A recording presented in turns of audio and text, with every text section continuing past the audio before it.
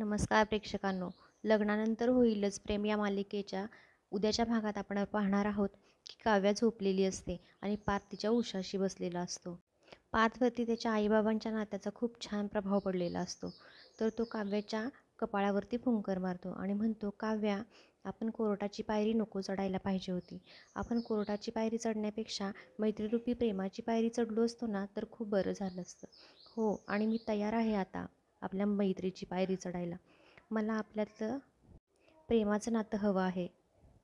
तो काव्याला म्हणत असतो की मला तुमच्या आणि माझ्या नात्याला सेकंड चान्स द्यायचा आहे. मला आपलं नातं खूप पुढं घेऊन जायचं आहे आणि त्यासाठी मी तयार आहे.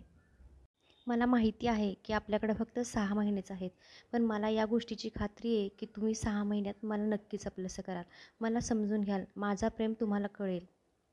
मी एक पाऊल पुढं टाकले, पण तुम्हीही माझ्यासोबत याल या गोष्टीची खात्री आहे मला, आणि मी आपल्या नात्याला सेकंड चान्स देणार आहे, असं म्हणत असतो. काव्याचा हात हातात घेत असतो आणि त्यावेळेस विजांचा कडकडाट होतो, घंटानाद होतो आणि काव्या एकदम घाबरते आणि ती पार्थचा हात एकदम घट्ट पकडून ठेवते. पार्थ एकदम खुश होतो. तो म्हणतो, काव्या, आता मला माझ्या सगळ्या प्रश्नांची उत्तरं मिळाली. मला माहिती आहे की तुम्हीही मला 100% साथ द्याल. पार्थ खूप खुश झालेला असतो. तुम्हाला काय वाटतं प्रेक्षकांनो?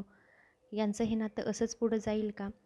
या मालिकेच्या डेली एपिसोडसाठी या चॅनेलला नक्की सबस्क्राईब करा आणि व्हिडिओ आवडला असेल तर लाईकही नक्की करा.